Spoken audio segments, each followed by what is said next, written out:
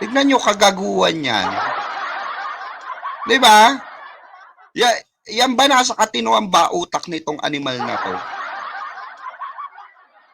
Sa dami-dami ng na nire-resolvang kaso ng ICC, isa lamang po yung kaso ni Duterte, ni Digongyo, sa nililitis nila. Tapos sasabihin ni Harry Roque, nagpupumilit na litisin si PRRD dahil takot mawalan ng trabaho. Tanga.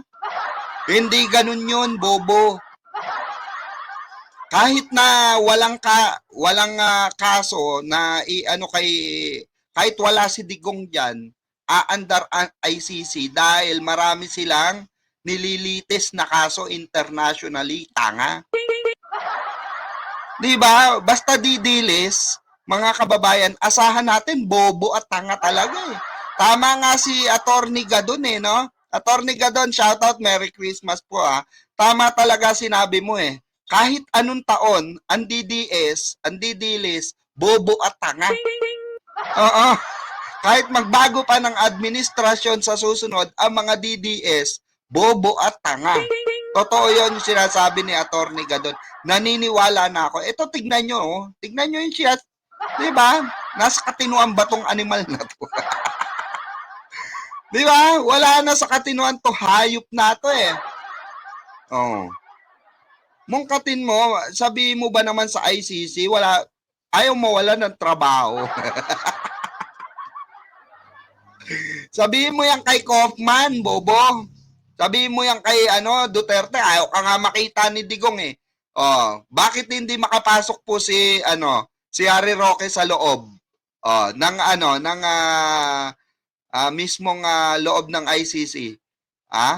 Bakit hindi po siya makapasok? Kasi ayaw siya papasukin ni Digongyo. Oh. 'Di ba? Kasi lahat ng pera ni Harry Roque naka-freeze.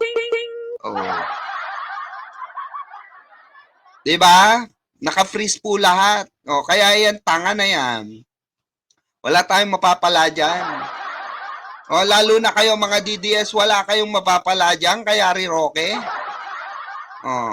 Hindi kagaya kay Bato. May aabangan tayo kay Bato eh. Saka kay kay Bongo, mga kababayan. Kasi bakit po? Ito kasi si Bato, di katrabaho.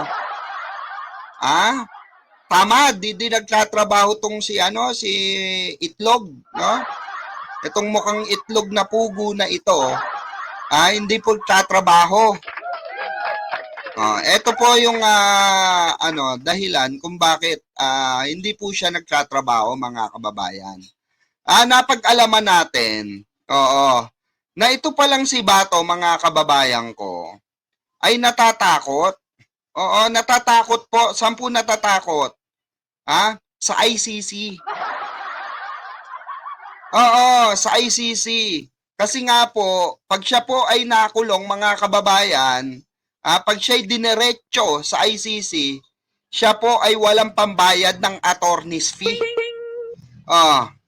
Wala po siyang pambayad ng attorney's fee. Ano yung pambabayad niyan? Hindi naman yan kasi yaman nila Digongyo. Kanang betlog lang siya ni Digong eh.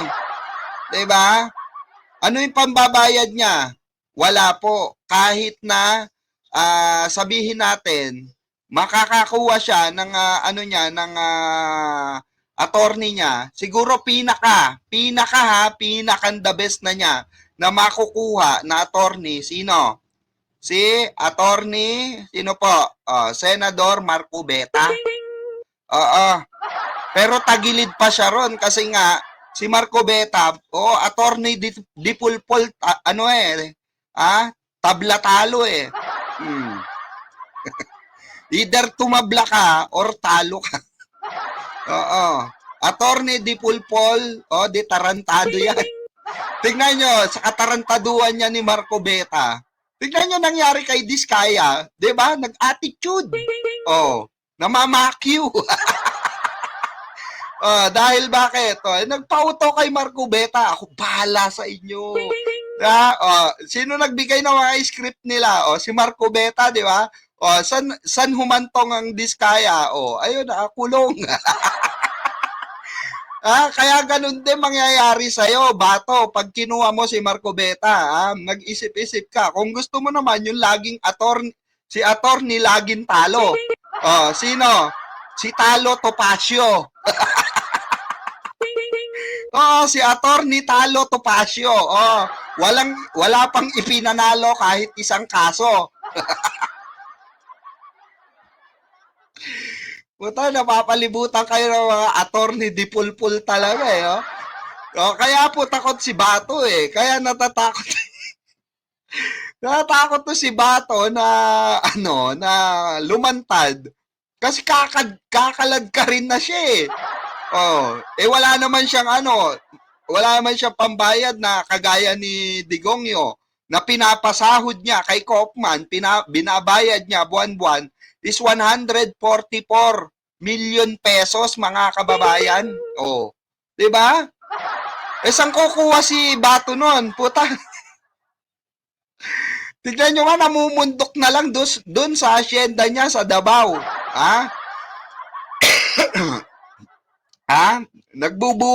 Nagbubuhay gubat na ang animal. At ang biro pa nga niya, sabi pa nga niya, 'di ba? Aanuin daw niya, i-break daw niya yung record. Nino po? Ni Senator Ping Lacson. Talagang intensyon na niya magtago.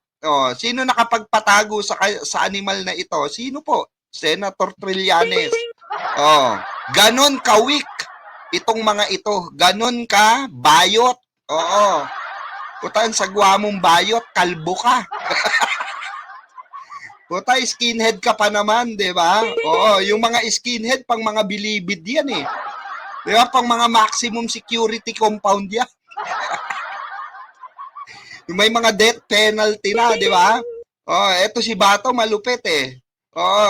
Tinabla yung mga yung mga bahala na gang. Alam mo bakit? Alam nyo bakit?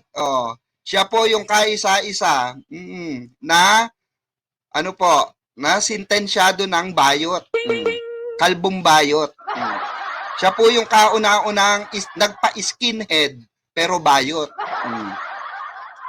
Bakit ba naging bayot kasi, Attorney Sunny Trillanes, 'di ba? Kasi nga po, ito si Sentry kasi, ewan ko ba sa iyo, Sentry, bakit mo kasi binulabog ang buhay ni Bato eh? Nagjo-joke lang naman si Bato na mid-Monday. 'Di ba? Ikaw naman, Sentry, sineryoso mo. 'Di ba? Naipakulong lahat sila. 'Di ba? Dapat hindi ganyan, Sentry. Inuti-uti mo, yan tuloy, hindi natin matagpuan si Bato.